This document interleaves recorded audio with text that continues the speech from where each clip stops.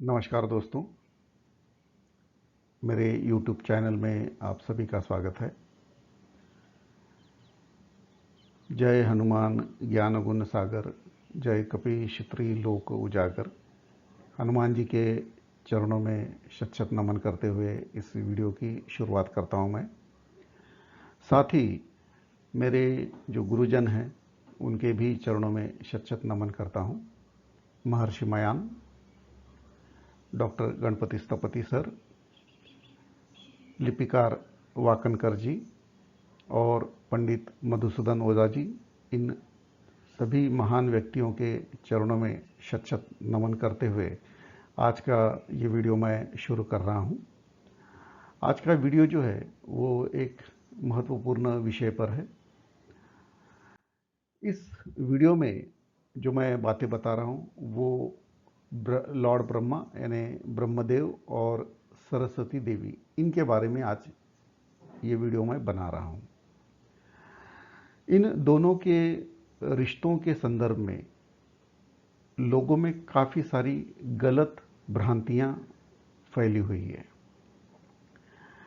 कुछ लोग गलत तरीके से इनका अर्थ निकालते हैं। कुछ कहते हैं ये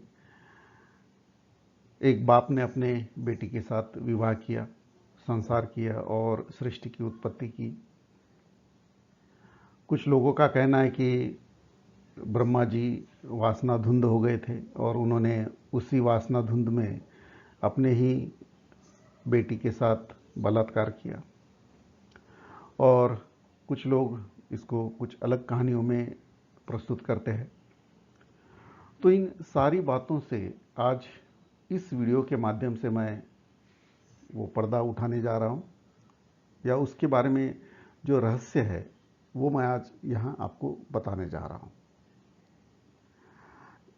मेरे भी मन में ऐसे कई सारे प्रश्न निर्माण हुए थे कि आखिर ये दोनों जो बताए जाते हैं, ब्रह्मा जी और सरस्वती जी, इनका आखिर क्या नाता है।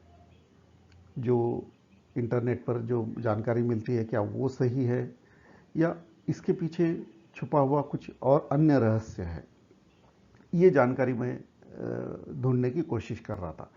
इस फोटो को मैंने इंटरनेट से ही पाया है, यानी मिला है मुझे। इंटरनेट पर ही फोटो मिला था, तो मैंने ग्रुप में भी इसे डाला था, जो व्हाट्सएप ग्रुप थे वो। तो वहाँ भी मुझे ऐसे कोई समाधानकारक उत्तर नहीं मिल रहे थे। ब्रह्मा जी को कई लोगों ने एक्सप्लेन तो किया, परंतु सरस्वती उनके साथ क्यों जुड़ी है इसको एक्सप्लेन करना नहीं हो रहा था किसी को। इसलिए मैंने कुछ उपनिषद देखे, क्योंकि उपनिषद ही एक ऐसी हमारे लिए स्रोत है जो कई अनसुलझे रहस्यों को सुलझा देते हैं। उपनिषद का अर्थ ही होता है कि शिष्य ने गुरु को जो सवाल पूछे हैं उनके उत्तर उस उपनिषद में होते हैं। तो मैंने कुछ उपनिषद देखे। एक उपनिषद में मुझे इस फोटो से जुड़ा हुआ उत्तर मुझे वहां पर मिल गया। मैं वो श्लोक भी आपको दिखाऊंगा। उस श्लोक का जब नीचे अर्थ पढ़ा तो वही अर्थ इस फोटो के साथ हूबहू मिलता जुलता मुझे पाया गया। तो अब मैं यहां पर वो श्लोक मैं आपको बता रहा हूं। ये वो श्लोक है, बृहदारण्यक उपनिषद, इस उपनिषद से लिया गया। अब इस श्लोक के अंदर जो बातें लिखी हुई है वो नीचे हिंदी में ट्रांसलेट की गई है। इसमें क्या लिखा है, शुरुआत ही ऐसी है कि उसने चाहा। अब उसने मतलब किसने? ब्रह्मा जी ने, क्योंकि इसके पहले जो है वो ब्रह्मा जी का उल्लेख आता है। मैंने वो बाकी न लेते हुए इंपॉर्टेंट पार्ट लिया है यहाँ पर। तो उसने चाहा मेरा दूसरा शरीर उत्पन्न हो। इसी निमित्त से वह अपने मन द्वारा जुड़े वाणी के साथ संगत हुआ। अब ये दो सेंटेंस का जो अर्थ है वो सबसे इंपॉर्टेंट अर्थ है। ओके, यही अर्थ सबसे इंपॉर्टेंट है। फिर ये नीचे जो बाकी बताई गई है वो बातें उतनी मायने नहीं रखती है, बट ये दो ऊपर के सेंटेंस जो है वो बहुत इंपॉर्टेंट मायने रखते हैं। अब ये नीचे बाकी बताई हुई बातों को मैं एनिमेशन में ही आपको बताऊंगा। तो यहाँ ये जो ब्रह्मा है, जिसकी तस्वीर एक कमल पर बैठा हुआ एक व्यक्ति बताई जाती है, चार तरफ उसके फेसेस वगैरह वगैरह। तो यहाँ पर मैंने एक जो पीछे वीडियो बताया था जिसमें ब्रह्मा जी, विष्णु जी और महेश यानी महादेव जी, इनके स्थानों के बारे में मैंने एक वीडियो यूट्यूब पर अपलोड किया था कि ब्रह्मा जी को कमल पर बिठाया क्यों जाता है, विष्णु जी को जल में क्यों बताया जाता है, और शिव जी को बर्फ पर क्यों बताया जाता है। तो उस वीडियो को अगर आप देखोगे तो ब्रह्मा जी का जो अर्थ मैंने उसमें बताया है वो है मन। मन होता है। अब ये मन किसका है? ईश्वर का है। जैसे हम इंसान हैं, हमारे अंदर भी एक मन होता है, तो वैसे ही ईश्वर का यानी उस अव्यक्त शक्ति का एक मन है, और उस अव्यक्त शक्ति के अंदर जो मन है उससे जुड़ी हुई जो बात है वो है वाणी। तो जैसे हम सब जानते हैं कि सरस्वती देवी को वाणी की देवता कहा जाता है, तो मन और ये वाणी, इन दोनों को एक साथ यहां पर बताया हुआ है। मन से ही वाणी उत्पन्न होती है, या मन के ही अंदर वो वाणी रहती है। बिना वाणी के मन का कोई अस्तित्व नहीं होता है। ठीक है, वाणी अगर नहीं है तो मन में क्या, हम बात क्या करेंगे मन के अंदर। तो वाणी और मन ये एक साथ रहते हैं। अब जैसे ये मन है, मन और वाणी इनका संयोग होता है या संगत होता है, या इसको मैथुन भी कहा जाता है। तो इन दोनों के संगत से या संयोग से या मैथुन से ये बाकी की सारी सृष्टि उत्पन्न हुई है। मन और वाणी के संयोग से बाकी की सृष्टि उत्पन्न हुई है। मैं इसका एक सरल सा उदाहरण आपको बताता हूं कि एक कोई व्यक्ति है, उस व्यक्ति को अगर कुछ निर्माण करना होता है तो अपने मन में वाणी के द्वारा वो विचार प्रकट करता है। मन में वाणी के द्वारा विचार प्रकट करता है कि क्या करना है। तो यहां पर मन और वाणी का संयोग होता है या मैथुन होता है। दोनों के संयोग से वो विचार प्रकट होता है, और उस विचार से फिर बाकी जो बनवाना है वो चीज बनाई जाती है। चाहे हम वास्तु बनाइए या वस्तु बनाइए, परंतु पहले उसका विचार प्रकट होता है मन और वाणी के संयोग से।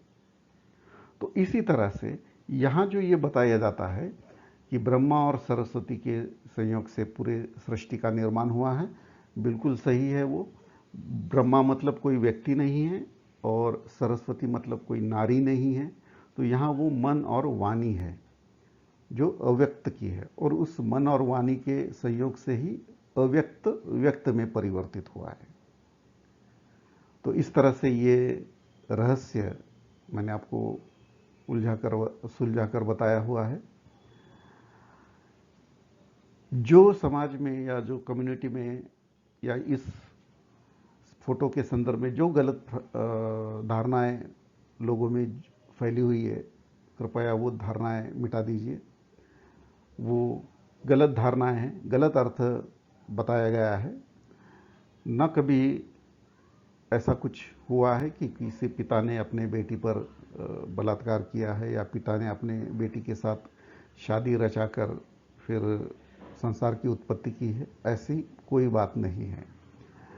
शब्दों को तोड़ मरोड़ कर गलत तरह से समाज में या लोगों में इस आध्यात्मिक विज्ञान को फैलाने से धर्म के प्रति जो हमारी श्रद्धा होती है वो अंधश्रद्धा में परिवर्तित होती है, उस पर उंगलियां उठाई जाती है। तो जो बातें साइंटिफिकली, यानी जिसको मैं कहूँगा कि जो बातें चित्रों के द्वारा बताई जाती है, उसके कई विविध पहलू निकाले जाते हैं, लेकिन उससे जुड़े हुए जो श्लोक लिखे गए हैं उपनिषदों में, वो समझना ज़रूरी होता है। अगर हम बिना समझे, बिना पढ़े किसी भी चित्र का कोई भी मतलब निकाले तो वो गलत ही होता है। ओके, तो हमें सबसे ज़रूरी बात है कि जो चित्र हम देखते हैं उसकी वाकई में क्या अर्थ बताया गया है, ये उपनिषदों में पढ़े और फिर उसका अर्थ लोगों को समझाए। गलत अर्थ निकालने से एक तो धर्म का अपमान भी होता है, और धर्म का अपमान होने से लोगों के मन को दुख पहुंचता है।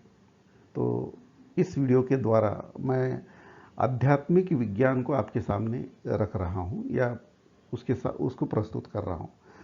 विज्ञान अगर हम कहेंगे तो विज्ञान में कई सारे प्रश्न निर्माण होते हैं, परंतु आध्यात्मिक विज्ञान जब ये शब्द उच्चारा जाएगा तब वहाँ कोई प्रश्न निर्माण नहीं होता, क्योंकि विज्ञान में कई सारे क्वेश्चन मार्क होते हैं परंतु अध्यात्म में कोई क्वेश्चन मार्क नहीं होता है।